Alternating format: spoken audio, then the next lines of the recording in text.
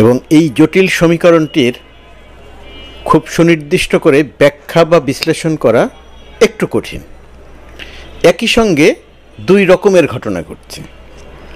একদিকে ভারতীয় গণমাধ্যমে ব্যাপক হারে মিথ্যা সংবাদ এবং প্রোপাগান্ডা চলছে। তার পরিপ্রেক্ষিতে ত্রিপুরার হোটেল মালিকরা বাংলাদেশিদের থাকতে দেবে না সেরকম সিদ্ধান্ত আসছে। কয়েকদিন পরে আবার বলা হচ্ছে মেডিকেল সংক্রান্ত কারণে যারা আসবেন তাদেরকে হোটেলে থাকতে দেওয়া হবে। আগরতলায় বাংলাদেশের ডেপুটি হাই কমিশনে হামলা হচ্ছে। ভারতের গণমাধ্যমে ভয়াবহ রকমের মিথ্যা সংবাদ প্রচার অব্যাহত রয়েছে। একটা সংবাদ ছড়িয়ে পড়েছিল যে ভারতের ডাক্তার এবং হাসপাতাল কর্তৃপক্ষ বাংলাদেশি রোগীদের চিকিৎসা দেবে না। কলকাতায় যে মেডিকেল অ্যাসোসিয়েশন আছে, যারা ডাক্তার এবং মেডিকেলগুলোর সংগঠন, তারা আবার ঘোষণা দিয়েছে, পূর্বে যে ঘোষণা জানা গিয়েছিল সেটা সত্য নয়। তারা বাংলাদেশের রোগীদেরকে চিকিৎসা দেওয়ার জন্য প্রস্তুত আছে, তাদের সব রকমের চিকিৎসা দেয়া হবে। ভারতীয় গণমাধ্যমের ব্যাপক প্রোপাগান্ডার মধ্যে ভারতের পররাষ্ট্র সচিব ঢাকায় আসছেন আগামী 9 তারিখে। এই সব কিছুর ব্যাখ্যা বা বিশ্লেষণটা কি? একদিকের ব্যাখ্যা বা বিশ্লেষণটা এরকম যে 5 আগস্টের পরে বাংলাদেশের যে পরিবর্তিত রাজনৈতিক পরিস্থিতি, ভারত প্রথম অবস্থাতে এটাকে মোটামুটি স্বাভাবিকভাবে, ভারতের সরকারের কথা বলছি, মেনে নিয়েছিল বলেই ধারণা করা হচ্ছিল। সেই ধারণার ইঙ্গিত পাওয়া গেল ভারতের প্রধানমন্ত্রী নরেন্দ্র মোদী বাংলাদেশের প্রধান উপদেষ্টা ডক্টর মোহাম্মদ ইউনূসের সঙ্গে কথা বললেন। সেখানে তিনি বাংলাদেশে সংখ্যালঘু বা হিন্দু সম্প্রদায়ের উপরে আক্রমণের প্রসঙ্গ এনেছিলেন, কিন্তু ডক্টর ইউনূস সেটার জবাব দিয়েছিলেন এবং তিনি মোটামুটিভাবে সেটা মেনেও নিয়েছিলেন। এবং তার পরিপ্রেক্ষিতে বাংলাদেশে ভারতীয় সাংবাদিকরা যাতে এসে বাংলাদেশের প্রকৃত পরিস্থিতি দেখে যেতে পারেন, সেই কারণে ভিসা প্রক্রিয়া অত্যন্ত উদার বা সহজ করা হয়েছিল। তারপরে এই ভারতের সরকারের যে একটা ইতিবাচক অবস্থা ছিল নতুন সরকারকে মেনে নেয়ার, সেই জায়গাটিতে আরেক ধাপ এগিয়ে গেলেন পররাষ্ট্র সচিব জয়শঙ্কর। তিনি বাংলাদেশে যা ঘটছে, বাংলাদেশের যে অভ্যুত্থান, বাংলাদেশের যে ক্ষমতার পরিবর্তন, এগুলোকে বাংলাদেশের অভ্যন্তরীণ বিষয় মনে করেছেন। হিন্দু সম্প্রদায় বা সংখ্যালঘুদের উপর আক্রমণের তিনি নিরাপত্তা চেয়েছেন, কিন্তু পুরো বিষয়টিকে তিনি বাংলাদেশের অভ্যন্তরীণ ব্যাপারই বলেছেন। এবং জয়শঙ্করের বক্তব্যটি অত্যন্ত কূটনৈতিক শিষ্টাচারের মধ্যে পড়ে। তিনি কোনো অবস্থাতেই বাংলাদেশকে হেয় করেননি, বাংলাদেশের উপরে কোনো চাপ প্রয়োগ করেনি, বাংলাদেশকে কোনো চাপ দেবেন বা বাংলাদেশের সঙ্গে সম্পর্কের টানাপোড়েন তৈরি হোক এরকম কোনো কথা তিনি বলেননি। এই যখন অবস্থা চলছিল তখন দেখা গেল 5 আগস্ট সরকার পরিবর্তন হলো। 12 আগস্ট থেকে 5 ডিসেম্বর পর্যন্ত এই কয়েকদিনে ভারতের গণমাধ্যম 49টি গণমাধ্যম বাংলাদেশ বিষয়ে এক নাগারে মিথ্যা, অসত্য, বিভ্রান্তিকর, উদ্দেশ্যমূলক সংবাদ প্রচার করে গেল। যে সমস্ত সংবাদগুলো আমি বারবার গত কয়েকদিনে বলেছি একেবারে পরিপূর্ণভাবে অসত্য এবং মিথ্যা। এমনও সংবাদ কেউ কেউ প্রচার করতে শুরু করলো যে ভারত বাংলাদেশ সীমান্তের দিকে বা ভারতীয় সীমান্তের দিকে বাংলাদেশ ট্যাঙ্ক মোতায়েন করছে, তুরস্কের তৈরি ড্রোন মোতায়েন করছে, বাংলাদেশ ভারতে আক্রমণ করবে, বাংলাদেশ যুদ্ধের জন্য প্রস্তুত। আকাশ কুসুম ইউটোপিয়ান চিন্তা বললেও, কল্পনা বললেও এগুলোকে হার মানানো হয়। মানে সেগুলোকেও এটা দিয়ে বোঝানো যায় না যে কি পরিমাণ গুজব এবং কি পরিমাণ মিথ্যা সংবাদ ভারতীয় মিডিয়া প্রচার করতে পারে। রিউমার স্ক্যান বাংলাদেশের একটা তথ্য যাচাইকারী প্রতিষ্ঠান। এই প্রতিষ্ঠানটি ভারতীয় 49টি গণমাধ্যম যে বাংলাদেশের বিষয়ে বিভ্রান্তিকর, মিথ্যা, অসত্য, গুজব সংবাদ প্রচার করেছে এবং অব্যাহতভাবে করে যাচ্ছে তার একটি তালিকা করার চেষ্টা করছে, যদিও তালিকাটি আংশিক। যদি আমি তার মধ্যে থেকে কয়েকটি জিনিস বলি, আপনারা আরেকবার একটু দ্বিতীয়বার মনে করে দেখতে পারেন যে তারা কী ধরনের মিথ্যা সংবাদ প্রচার করেছে এবং এখনও সেটা করে যাচ্ছে। সংবাদটা কি? সংবাদটি ধরেন এরকম যে প্রথমে শেখ হাসিনার একটা খোলা চিঠি প্রচার করলো ভারতের সকল গণমাধ্যম প্রথম সারির সকল গণমাধ্যম দ্য হিন্দু ছাড়া, দ্য হিন্দুই ভারতের এখন সবচেয়ে গ্রহণযোগ্য সংবাদ মাধ্যম। এছাড়া সবই গুজব, এনডিটিভি বলেন, ইন্ডিয়ান এক্সপ্রেস বলেন, সবই গুজব সংবাদ প্রকাশ করেছে। শেখ হাসিনার যে খোলা চিঠিটি প্রচার করেছিল সেটা ছিল একটি ভুয়া চিঠি, তার কোনো তথ্য ছিল না, প্রমাণ ছিল না, কিন্তু ভারতের সকল গণমাধ্যম সেই চিঠিটি প্রচার করেছে। ডক্টর ইউনুস আইসিইউতে, তিনি গুরুতর অসুস্থ, তিনি হৃদরোগে আক্রান্ত হয়েছেন, তিনি এই মারা যাচ্ছেন, ভারতের প্রায় সকল গণমাধ্যম প্রচার করেছে সংবাদটি, যার সামান্যতম কোনো ভিত্তি ছিল না। ভারতের গণমাধ্যম, চিন্তা করেন, এটা কিন্তু শুধু সামাজিক যোগাযোগ মাধ্যম নয়, গণমাধ্যম এই সংবাদটি প্রচার করেছে। বাংলাদেশে অনেকগুলো জঙ্গি সংগঠন আছে, তাদেরকে নিষিদ্ধ করা হয়েছে। ভারতীয় গণমাধ্যম প্রচার করেছে যে বাংলাদেশের এই জঙ্গি সংগঠনগুলোর উপর থেকে নিষেধাজ্ঞা প্রত্যাহার করা নিয়ে হয়েছে, যাকে সর্বৈব মিথ্যা।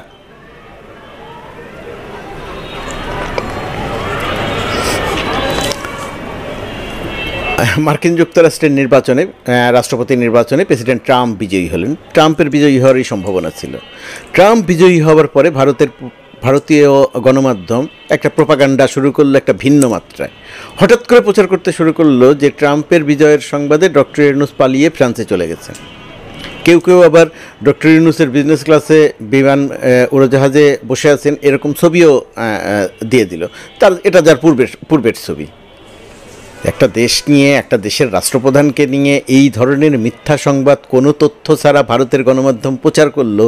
এই ভারতের গণমাধ্যম কি ভারতীয় জনগণ বিশ্বাস করে? আমি জানি না ভারতীয় জনগণ এটাকে কি করে। পাকিস্তানি জাহাজে করে বাংলাদেশ কিছু পণ্য এনেছে, পাকিস্তান থেকে জাহাজে করে বাংলাদেশ কিছু পণ্য এনেছে। ভারতের গণমাধ্যম এটাকে প্রচার করতে শুরু করলো যে জাহাজ ভর্তি করে অস্ত্র এনেছে, সেই অস্ত্র দিয়ে বাংলাদেশ ভারতে আক্রমণ করবে। মানে কতটা, মানে কি বলবো এটাকে, বুদ্ধিহীন, কতটা দায়িত্বহীন, কতটা গুজববাজ হলে এই ধরনের একটা সংবাদ গণমাধ্যম প্রচার করতে পারে। ভারতীয় গণমাধ্যম অহরহ প্রচার করে যাচ্ছে। আইনজীবীদের হত্যা করা হচ্ছে, সেই আইনজীবীদেরকে বলা হচ্ছে এরা ইসকনের পক্ষে কাজ করেছিল বলে হত্যা করা হয়েছে একজন আইনজীবীকে। আসলে ঘটনা তার সম্পূর্ণ আলাদা। আরেকজন আইনজীবী আহত হয়েছে, সেটাকেও তারা সেইভাবে প্রচার করেছে, তা সম্পূর্ণ মিথ্যা। হঠাৎ করে প্রচার করে দিল যে ভারতীয় স্যাটেলাইট চ্যানেল বাংলাদেশে নিষিদ্ধ করা হয়েছে, যার কোনো সত্যতা নেই, একদম সম্পূর্ণ মিথ্যা। এখনও দেখা যাচ্ছে প্রতিমা ভাঙচুরের একাধিক মানে অনেকগুলো সংবাদ একবারে সম্পূর্ণরূপে ভুয়া সংবাদ প্রচার করেছে। গুজরাটের ঘটনাকে বাংলাদেশের ঘটনা দেখিয়েছে, বর্ধমানের ঘটনাকে বাংলাদেশের ঘটনাকে দেখিয়েছে, বাংলাদেশের মাজার ভাঙচুরের ঘটনাকে হিন্দু মন্দির ভাঙচুরের ঘটনা হিসেবে দেখিয়েছে। মানে এত নজিরবিহীন অন্যায় অনিয়ম ভারতের গণমাধ্যম করে যাচ্ছে যে তার কোনো ব্যাখ্যা বা বিশ্লেষণ করা সত্যিই মুশকিল। এখন এই প্রোপাগান্ডা যখন চলছে, এই মিথ্যা সংবাদ ছড়িয়ে ভারতীয় জনগণের বিদ্বেষ যখন বাড়ানো হচ্ছে বাংলাদেশ বিষয়ে, এবং বাংলাদেশ বিষয়ে এখনকার যে কোনো সংবাদের সঙ্গে 5 আগস্টের আগে শেখ হাসিনার পুলিশ যে তাণ্ডব চালিয়েছিল সেই ছবিগুলো দেখিয়ে বোঝানোর চেষ্টা করা হচ্ছে এগুলো সব এখনকার ছবি। বাস্তবে এগুলো কোনোটাই এখনকার ছবি নয়। জোর করে কোনো হিন্দু নারীর মুখ দিয়ে বলানোর চেষ্টা করা হচ্ছে যে বাংলাদেশে হিন্দুরা খুব বাজে আছে, খুব খারাপ অবস্থায় আছে, যার সামান্যতম কোনো সত্যতা নেই। এরকম একটা অবস্থার মধ্যে যে বললাম, ত্রিপুরার ব্যবসায়ীরা, হোটেল ব্যবসায়ীরা বাংলাদেশিদেরকে থাকার ক্ষেত্রে সুযোগ দিতে চাইছে, হাসপাতাল বা ডাক্তাররা চিকিৎসা সেবা দিতে চাইছেন। এরকম একটা জায়গাতে মমতার কথা বলছি না, মমতা একটা সিটিয়াল নারী, মুখ্যমন্ত্রী হলেও তিনি একটি মাথার সমস্যা আছে তার, সেই কারণে তিনি জাতিসংঘ শান্তিরক্ষী বাহিনী মোতায়েনের কথা বলেছেন। তিনি এর অর্থ বোঝেনও না। ভারতেরই আরেকজন এমপি শশী থারুর যার ব্যাখ্যা দিয়েছেন, তার কথা নিয়ে আলোচনা করতে চাই না। কিন্তু ভারতের সরকারের পক্ষ থেকে যে এই সমস্ত ইতিবাচক ঘটনার মধ্যে সবচেয়ে তাৎপর্যপূর্ণ ঘটনা হচ্ছে যে পররাষ্ট্র সচিব 9 তারিখে বাংলাদেশে আসছেন। পূর্ব নির্ধারিতই ছিল এই সফরটি হবে কি হবে না, বাতিল করে দেয়া হবে কি হবে না, এরকম একটা জল্পনা কল্পনার মধ্যে আসছেন। এখন আমরা এটা দিয়ে কি বুঝব? ভারতীয় গণমাধ্যম যে গুজব ছড়ায়, ভারতীয় পররাষ্ট্র উপদেষ্টার সফরের পরে সেই গুজব কি আরও তীব্র মাত্রা পাবে, নাকি পররাষ্ট্র সচিবের সফরের মধ্য দিয়ে ভারত সরকার ভারতের গণমাধ্যমকে এমন বার্তা দিবে যে বাংলাদেশের সঙ্গে আমাদের কোনো বিদ্বেষপূর্ণ সম্পর্ক নয়, বাংলাদেশের সঙ্গে আমরা সহ অবস্থান এবং পারস্পরিক স্বার্থ সংশ্লিষ্ট বিষয়ে একে অপরকে সহযোগিতার নীতিতেই চলব, কোনো বিদ্বেষ ছড়াবো না, কোনো চাপ প্রয়োগ করব না, সম্পর্ক খারাপ হয় এমন কিছু করব না। আমি জানি না। ভারতের আগরতলা এবং কলকাতার ডেপুটি হাইকমিশন থেকে বাংলাদেশের 2 মিশন প্রধানকে ফিরিয়ে আনা হচ্ছে। জল্পনা শুরু হয়েছে ফিরিয়ে আনা এটা কি চূড়ান্ত কোনো সিদ্ধান্ত কিনা, বাংলাদেশ কি কূটনৈতিক সম্পর্কের জায়গাতে বড় কোনো সিদ্ধান্ত নিতে যাচ্ছে কিনা। মোটেই বিষয়টি সেরকম নয়। বাংলাদেশ এই 2 কূটনীতিককে ফিরিয়ে এনেছেন, তার মূল কারণ হচ্ছে যেহেতু আগরতলায় আক্রমণের শিকার হয়েছে, হামলার শিকার হয়েছে, কলকাতায় হামলার সম্ভাবনা ছিল, সেই কারণে কলকাতা এবং আগরতলা থেকে 2 কূটনীতিককে ফিরিয়ে আনা হয়েছে মূলত তাদের থেকে জানার জন্য যে প্রকৃত অবস্থাটা কী, ভারত সরকার তাদেরকে কী বার্তা দিয়েছে সেটা জানা, জেনে বুঝে সামনের দিকে অগ্রসর হওয়া। ভারতীয় রাষ্ট্রদূতকে বাংলাদেশ পররাষ্ট্র দপ্তরে তলব করেছে, কথা বলেছে, বাংলাদেশ যে আগরতলায় হামলা নিয়ে অসন্তুষ্ট সেই বার্তা দিয়েছে এবং রাষ্ট্রপতি এবং আমি দেখেছি রাষ্ট্রদূত অত্যন্ত স্মার্টলি, অত্যন্ত হাসি মুখে এবং খুবই গুরুত্বপূর্ণ কথা বলেছেন যে একটি ঘটনা দিয়ে ভারত বাংলাদেশ সম্পর্ক বিবেচনা করা যাবে না। তার মানে কি, ভারত যে বাংলাদেশ বিষয়ক এক ধরনের বিদ্বেষ ছড়ানো হচ্ছে ভারতের থেকে, সেই বিদ্বেষপূর্ণ সম্পর্ক ছড়ানোর জায়গাতে পররাষ্ট্র সচিবের সফর এবং ভারতীয় রাষ্ট্রদূতের বক্তব্যের মধ্য দিয়ে সেটা কি ভারত কাটাতে চাইছে? ভারতের কি নতুন করে একটু বোধোদয় হলো যে বাংলাদেশের সঙ্গে অকারণে ঝগড়া করে লাভ নেই? ভারতীয় মিডিয়াকে কি ভারত সরকার এই বার্তা দিবে যে বাংলাদেশ বিষয়ক বিদ্বেষ ছড়িয়ে ভারতের কোনো লাভ নেই? চাল, ডাল, পেঁয়াজ বাংলাদেশ বিভিন্ন কিছু আমদানি করে ভারত থেকে, বা ভারত চায় সেটা, ভারতের রাজনীতিবিদরা বলছেন এসব বন্ধ করে দেওয়া হবে। কি হবে বন্ধ করে দিলে?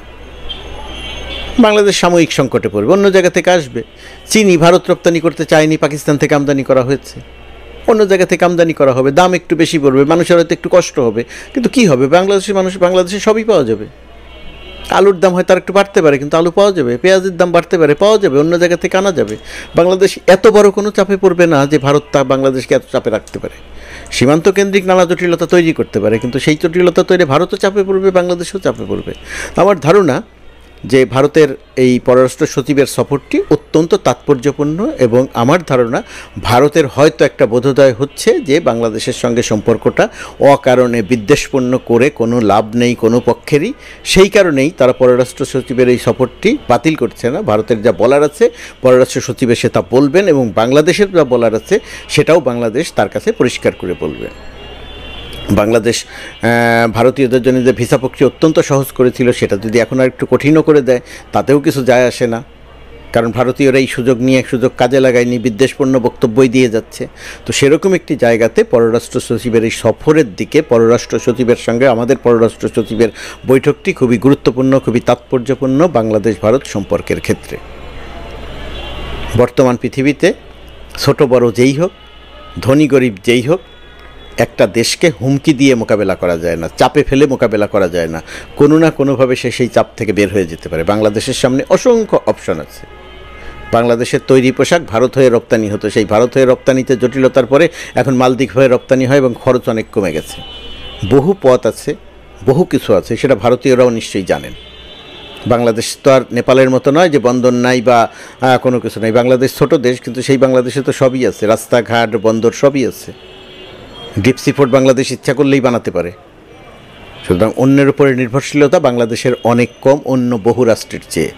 নিশ্চয়ই ভারত সেটা বুঝতে পারছে এবং ভারতীয় পররাষ্ট্র সচিবের বৈঠকের মধ্য দিয়ে বাংলাদেশের সম্পর্ক একটা, বাংলাদেশ ভারত সম্পর্কে যে তিক্ততা, সম্পর্কে যে বিদ্বেষ, শেখ হাসিনাকে দিয়ে যে বিদ্বেষপূর্ণ সম্পর্ক তৈরি করানো হচ্ছে, সেই সম্পর্কের জায়গাটা ভারত হয়তো কিছুটা বুঝতে পারবে।